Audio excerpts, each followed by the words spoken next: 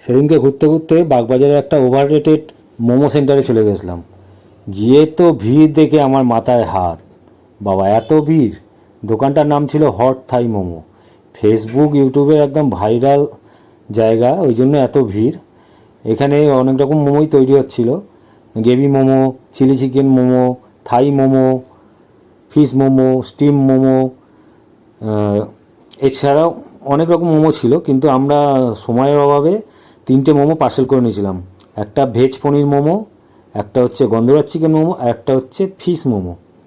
বাড়িতে এসে এগুলো আমরা খেয়েছিলাম, কিন্তু ফিশ মোমোটা একটা কীরকম আষ্টে গন্ধ বেরোচ্ছিল, জানি না কী মাছ দিয়ে তৈরি।